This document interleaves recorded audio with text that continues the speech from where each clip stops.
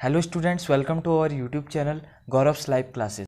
जैसा कि हम important MCQs for class 12th term first के लिए एक वीडियो सीरीज कवर कर रहे थे और उसमें मैंने 10 वीडियोस आपको प्रोवाइड करा दी हैं। उनका लिंक डिस्क्रिप्शन में है, आप चाहें तो उनको देख सकते हैं। उनमें मैंने 10 बेस्ट क्वेश्चंस आपको कराए हुए हैं। सो उसी वीडियो सीरीज को आज कंटिन्यू करते हुए ये हमारे वीडियो सीरीज का लेक्चर नंबर 11 है, जिसमें कि आज हम एक और क्वेश्चन सॉल्व करने वाले हैं जो कि एमसीक्यू टाइप का एक क्वेश्चन है और ये क्वेश्चन आपका प्रीवियस ईयर में आ चुका है। तो चलिए फिर इस क्वेश्चन को शुरू करते हैं। बट क्वेश्चन स्टार्ट करने से पहले मैं आपको एक हिंट देना चाहूँगा कि ये क्वेश्चन ज़्यादा टफ क्वेश्चन नहीं है, ये इजी क्वेश्चंस के कैटेगरी में आता है। इसमें जस्ट आपको डिफरेंशिएशन पता होना चाहिए और इस क्वेश्चन का सॉल्यूशन आप निकाल लेंगे। क्लास 12th टर्म फर्स्ट पे जो मैं वीडियो सीरीज कवर कर रहा हूँ उसमें मेरा मकसद है कि आपको सिंपल से लेकर टफ क्वेश्चन तक सबकी प्रैक्टिस कराई जाए, क्योंकि हमें पैटर्न पता नहीं है कि बोर्ड में इस बार कैसा पैटर्न आने वाला है। हो सकता है कि उसमें अधिकतर क्वेश्चन सिंपल आए और अगर आप उस केस में सिर्फ टफ क्वेश्चंस की प्रैक्टिस करके गए होंगे तो आपके लिए काफ़ी दिक्कत हो जाएगी। नो डाउट आप बना लेंगे, बट कई टाइम पे कैलकुलेशन मिस्टेक्स हो जाएंगी। और कभी कभी ऐसा होता है जब हम टफ क्वेश्चंस की प्रैक्टिस करके जाते हैं तो हम किसी भी क्वेश्चंस को इस माइंडसेट से देखते हैं कि ये क्वेश्चन काफ़ी टफ है और हम बहुत बड़े बड़े उसके लिए फॉर्मूले सोचने लगते हैं, बहुत बड़े बड़े थ्योरम्स हम याद करने लगते हैं। बट असल में जब उसका सॉल्यूशन हम देखते हैं तो 2 लाइन में बन चुका होता है। बट हम उस सिनेरियो में अपना माइंड नहीं लगाते क्योंकि हमने प्रैक्टिस ही नहीं की होती है सिंपल क्वेश्चंस की। तो मेरा मानना है कि टफ क्वेश्चंस के साथ सिंपल क्वेश्चन करना भी ज़रूरी है। सिंपल क्वेश्चन आपको बेसिक सोचना सिखाते हैं, टफ क्वेश्चंस आपको एडवांस सोचना सिखाते हैं। बट जब आप सिंपल क्वेश्चंस को करते हैं तो उस केस में पहला तो आपका कैलकुलेशन अच्छा होता है, दूसरा आपको किसी भी क्वेश्चन का बेस क्या है, जैसा कि इस क्वेश्चन में आपको डिफरेंशिएशन का जो बेसिक चैप्टर है उसका आइडिया मिलेगा। तो चलिए फिर, काफ़ी बातें हो चुकी हैं और मुझे लगता है कि अभी तक आपने इस क्वेश्चन का सॉल्यूशन भी निकाल लिया होगा। बट अगर आप अभी तक इस क्वेश्चन का सॉल्यूशन नहीं निकाल पाए हैं तो डोंट वरी, इसका सॉल्यूशन मैं आपको यहाँ पर इस वीडियो में प्रोवाइड करवाता हूँ। सो जैसा कि हमें क्वेश्चन दिया हुआ है e की power x plus y equal to e की पावर x प्लस e की पावर y, ये इक्वेशन हमको दिया हुआ है। इसको इक्वेशन 1 कंसीडर कर लीजिए। अब ध्यान से देखते हैं, हमें निकालना है dy बाई डी एक्स। तो लिखेंगे differentiate this equation both side with respect to x, differentiate with respect to x। ऐसा आपको लिखना नहीं है वहाँ पर, क्योंकि पेपर आपका ऑब्जेक्टिव वाइज होने वाला है। तो ये जस्ट मैं आपको यहाँ पर प्रैक्टिस करवा रहा हूँ, तो हर एक चीज़ मैं यहाँ पर आपको लिखवा रहा हूँ। बट एग्जाम के टाइम पे आपको जितना शॉर्ट हो सकता है उतना शॉर्ट करना है। बट ध्यान दीजिए, अपने कैपेबिलिटी के अकॉर्डिंग आप शॉर्ट कीजिए। ध्यान से सुनिएगा मेरी बात को। आपको थोड़ा सा बुरा लग सकता है, बट हर एक स्टूडेंट की अपनी अपनी कैपेबिलिटी होती है। कोई स्टूडेंट किसी क्वेश्चन को 2 से 3 स्टेप शॉर्ट कर लेता है, जबकि कोई स्टूडेंट शॉर्ट नहीं कर पाता है। इसमें दिक्कत किसी भी स्टूडेंट के लिए नहीं है। जो शॉर्ट कर लेता है उसका टाइम बच जाएगा, बट जो स्टूडेंट शॉर्ट नहीं कर पाता है, हर एक स्टेप को लेते हुए चलता है, तो उसका टाइम तो ज़्यादा जाएगा बट उसकी एक्यूरेसी काफ़ी ज़्यादा होगी। तो हर चीज़ के अपने प्रोज हैं, अपने कॉन्स हैं। तो ये चीज़ आपको नहीं सोचना है कि मेरा साथी स्टूडेंट तो 3 स्टेप में इस क्वेश्चन को कर लेता है, मेरे तो 4 स्टेप लग जाते हैं, मेरे तो 5 स्टेप लग जाते हैं। अगर आप 4 और 5 स्टेप में इस क्वेश्चन को कर रहे हैं तो कहीं ना कहीं आपकी एक्यूरेसी अपने फ्रेंड से ज़्यादा होने के चांसेस हैं, क्योंकि आप हर एक स्टेप को कर रहे हैं और वो 2 से 3 स्टेप को स्किप करके कर रहे हैं। ठीक है, तो आपको हर एक स्टेप करना है क्योंकि टाइम ज़्यादा मिलेगा और क्वेश्चन नो डाउट सिंपल भी आएंगे, तो काफ़ी टाइम मिलेगा। तो कोशिश कीजिए कि स्टेप वाइज अगर आप करेंगे तो आपकी एक्यूरेसी भी मेंटेन होगी, क्योंकि आपका ऑब्जेक्टिव वाइज का ये पेपर है और इसमें अगर आप थोड़ा सा भी गलत करते हैं तो एग्जामिनर को पता होता है कि स्टूडेंट किस किस स्टेप में क्वेश्चन को गलत कर सकता है, और जिस स्टेप में आप गलत करेंगे एग्जामिनर ने भी एक बार उस स्टेप में उस क्वेश्चन को सॉल्व किया होता है, और जो आंसर आएगा एग्जामिनर का उस केस में वो आंसर आपको ऑप्शन में एज अ ऑप्शन प्रोवाइड करवाया जाता है। तो अगर आप गलत भी करेंगे तो आपका ऑप्शन आ जाएगा और आपको लगेगा कि आपने सही कर दिया। तो हमें एक्यूरेसी मेंटेन करते हुए चलनी है, क्योंकि ऑब्जेक्टिव वाइज पेपर का सबसे इंपॉर्टेंट थीम होता है कि आपका एक्यूरेसी अच्छा होना चाहिए। ठीक है, सब्जेक्टिव वाइज पेपर में आप अगर एक्यूरेसी उतना अच्छा भी नहीं है तो आपको स्टेप के नंबर्स मिल जाते हैं कि कि आपने स्टेप सही किया है, चलो आपने एक्स के रिस्पेक्ट में डिफ्रेंशिएट किया है, चलिए आपने सिंपल कर लिया है। तो जैसे जैसे आप स्टेप आगे प्रोसीड करेंगे आपको अकॉर्डिंगली मार्क्स भी मिलने लगेंगे। बट ऑब्जेक्टिव वाइज पेपर में ऐसा कुछ भी नहीं होता है। वहाँ चाहे आप पूरे स्टेप सही करें बट फाइनल आंसर अगर आपका गलत हो गया तो आपको एक भी नंबर नहीं मिलेगा। तो एक्यूरेसी इंपॉर्टेंट है और इस बात को नोट कर लीजिएगा। आपको दूसरे की प्रैक्टिस देख के नर्वस नहीं होना है कि वो स्टूडेंट काफ़ी जल्दी पेपर कर लेता है, आप देर में पेपर करते हैं। तो ध्यान रखिएगा कि अगर आप पेपर देने में टाइम लगा रहे हैं, क्वेश्चन करने में टाइम लगा रहे हैं, तो आपकी एक्यूरेसी उससे ज़्यादा अधिक होनी चाहिए, अपने फ्रेंड से आपकी एक्यूरेसी ज़्यादा अच्छी होनी चाहिए। तो चलिए फिर डिफ्रेंशिएशन कर लेते हैं। तो डिफ्रेंशिएशन करने में आप इसको लिख सकते हैं d/dx ऑफ e की power x plus Y.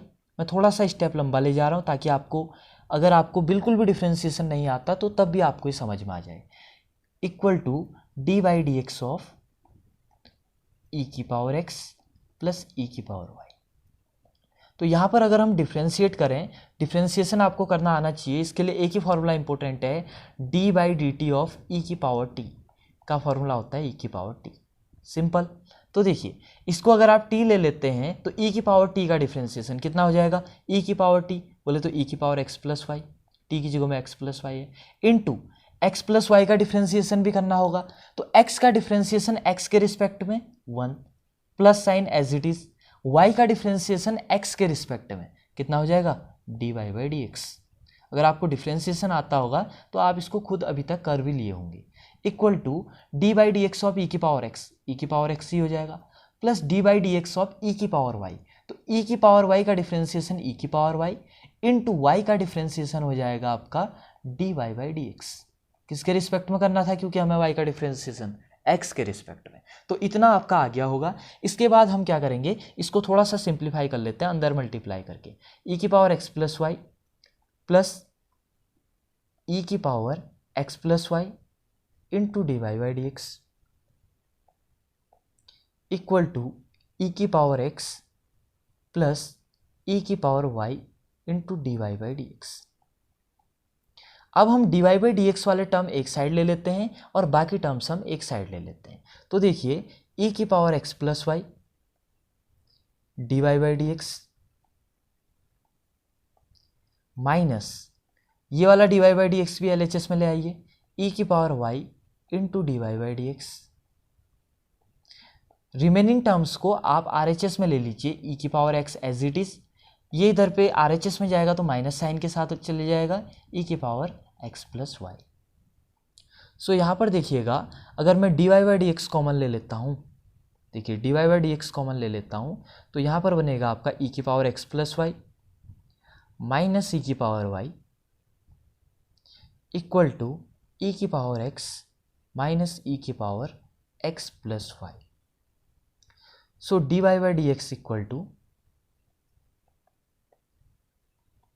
e की पावर x माइनस e की power x plus y upon e की power x plus y minus e की पावर y।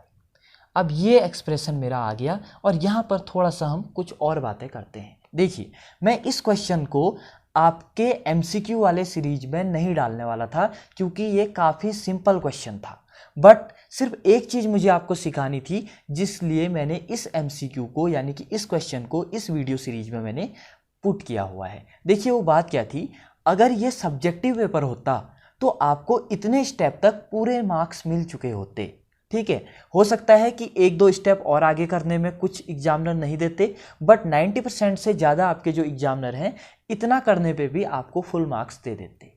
और अगर फुल मार्क्स नहीं भी देते तो जैसा कि ये क्वेश्चन 4 मार्क्स में आया हुआ था प्रीवियस ईयर में, तो इसमें आपको 3 मार्क्स मिनिमम तो ईजिली मिल जाते।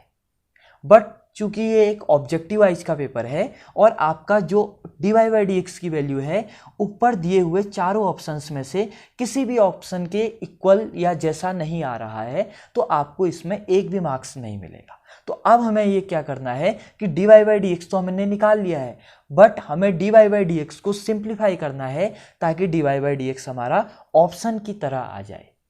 आया समझ में? तो देखिए सिंपल कैसे करेंगे, अगर dy बाई डी एक्स में कोई फॉर्मूला लग रहा है, यानी कि जो हमने एक्सप्रेशन निकाला हुआ है अगर इसमें कुछ फॉर्मूला लग सकता है तो हम वो फॉर्मूला लगाएंगे, पहला मेथड।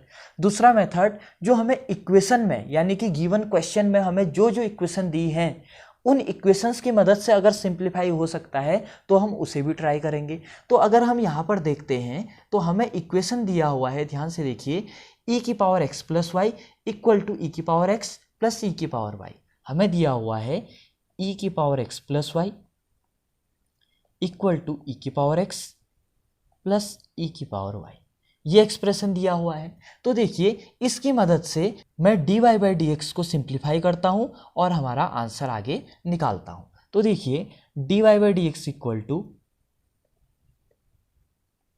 e की power x as it is minus e की पावर x प्लस वाई को क्या लिख सकते हैं आप, e की पावर x प्लस e की पावर y अपॉन e की पावर x प्लस वाई को इधर क्या लिख सकते हैं आप, e की पावर x प्लस e की पावर y माइनस e की पावर y को एज इट इज आप उतार लीजिए। तो देखिए सिंप्लीफाई करने में इक्वल टू e की पावर x माइनस e की पावर x माइनस उधर मल्टीप्लाई होगा तो माइनस e की पावर y अपॉन e की पावर x प्लस e की पावर y माइनस e की पावर y। सो यहाँ पर हम देखेंगे तो e की पावर x से e की power x cancel out, e की पावर y से e की पावर y कैंसिल आउट, क्योंकि साइन अपोजिट है। तो यहाँ पर हमारा बनेगा क्या, ध्यान से देखिएगा, यहाँ पर हमारा बनेगा dy by d x equal to minus e की पावर y अपॉन e की पावर x। बेस सेम है तो ऊपर पावर जाएगा तो माइनस हो जाएगा, तो इसको आप लिख सकते हैं माइनस साइन इधर ले लीजिए, e की power y minus x, simple. तो ये हमारा आंसर आ गया जो कि है dy by d x equal to minus sine के साथ e की पावर y माइनस x। तो देखिए ऊपर जो भी आपका आंसर आ रहा है उस पर टिक कर लीजिए और वो हमारा आंसर हो जाएगा। तो यहाँ से हमारा आंसर क्या हो जाएगा, देखिए जब आप ऑप्शन को देखते हैं तो जो हमारा ऑप्शन नंबर फर्स्ट है वो हमारा करेक्ट है। तो आई होप आपको ये क्वेश्चन समझ में आया होगा। यहाँ पर इंपॉर्टेंट था कि हमें पहली चीज़ क्वेश्चन की थीम समझनी है कि एग्जामिनर क्वेश्चन को किस इंटेंशन से पूछ रहा है, क्या वो क्वेश्चन को टफ बनाना चाहता है या क्वेश्चन को इजी बनाना चाहता है। और किसी भी क्वेश्चन को आपने ये सोच के नहीं करना है कि ये क्वेश्चन टफ है। अगर आप टफ है सोच के करेंगे तो आपके माइंड में वही फॉर्मूले आएंगे और वही एग्जाम्पल्स आएंगे जो आपने पहले प्रैक्टिस किए होंगे, जो कि टफ एग्जाम्पल होंगे। तो अगर वो क्वेश्चन सिंपल होगा तो कभी भी आप उस क्वेश्चन को नहीं कर पाएंगे, क्योंकि यहाँ पर आपके पास कोई भी प्रेशर नहीं है, आपके पास पूरा टाइम है, आप वीडियो पॉज कर सकते हैं, बना सकते हैं, सॉल्यूशन देख सकते हैं, बुक देख सकते हैं। बट एग्जाम के टाइम पे आपके पास काफ़ी कम टाइम होता है और यकीन मानिए मैथमेटिक्स के एग्जाम के टाइम पे सबसे कम टाइम मिलता है किसी भी स्टूडेंट को। आप किसी भी ईयर का, जो आपके कई सारे यूट्यूबर्स रिव्यू निकालते हैं कि एग्जाम हॉल के बाद स्टूडेंट्स का क्या रिएक्शन आता है पेपर देने के बाद, तो आप किसी भी ईयर का रिएक्शन वीडियो देख लीजिए। जब भी मैथमेटिक्स का पेपर होता है तो सभी कहते हैं मैथमेटिक्स का पेपर इजी आया था, एनसीईआरटी से आया था, प्रीवियस ईयर से आया था, बट लेंथी आया था। इस चक्कर में हमारा कई क्वेश्चन छूट गए। हर बार का यही थीम होता है, मैं हर बार ऐसी टाइप की वीडियोस देखता हूं ताकि पेपर को एनालाइज कर सकूं। तो मैथमेटिक्स में आपको ध्यान रखना है कि क्वेश्चन के थीम को समझना है। अगर आपको एक सिंपल क्वेश्चन मिला और आपको लग रहा है कि टफ क्वेश्चन है तो आप उसको खुद से टफ बना देंगे। वो टफ असल में होगा नहीं, बट खुद आप इतना प्रेशर ले लेंगे कि आप वो क्वेश्चन अपने लिए टफ बना लेंगे। और जब उसको आप सॉल्व करने बैठेंगे तो आपका 10 मिनट ले लेगा, जहां वो 1 मिनट का क्वेश्चन था वहां वो 10 मिनट ले लेता है। तो हर बार आपको कूल माइंड से पहले ये समझना है कि ये क्वेश्चन किस कैटेगरी से आया हुआ है, क्या ये टफ क्वेश्चन है या ये इजी क्वेश्चन है। हर क्वेश्चन को, चाहे वो टफ हो चाहे वो इजी हो, दोनों एंगल से सोच के देखिए ये इजी है या टफ है। देखिए एग्जाम के टाइम पे डायरेक्टली आप ऐसा एक्सपेरिमेंट करेंगे तो नहीं हो पाएगा, फिर आपको लगेगा कि क्या बकवास किया था। बट अभी से अगर आप इस चीज़ पे प्रैक्टिस करें, इस चीज़ पे आपका कमांड अच्छा हो जाएगा और ये चीज़ आपकी एग्जाम के टाइम पे काफ़ी हेल्प करेगी। तो चलिए फिर वीडियो एंड करते हैं, वीडियो भी काफ़ी लंबी हो गई है। वीडियो पसंद आई तो वीडियो को लाइक कर दीजिएगा, चैनल को सब्सक्राइब कर लीजिएगा। मिलते हैं इसके पार्ट 12 के साथ। पार्ट 12 में भी एक अच्छा क्वेश्चन आने वाला है, और अगर आपको सारे पार्ट्स चाहिए तो डिस्क्रिप्शन में प्लेलिस्ट का लिंक है, उसमें मैं जितने भी पार्ट मैंने अपलोड किए हुए हैं सब आपको उधर पे मिल जाएंगे। आप 1 बाय 1 सारी वीडियोस देख सकते हैं। एक वीडियो में एक क्वेश्चन कराया हुआ है ताकि वीडियो भी ज़्यादा लेंथी ना हो और आप बोर भी ना हो। तो चलिए फिर इसके साथ वीडियो को एंड करते हैं। Thank you very much.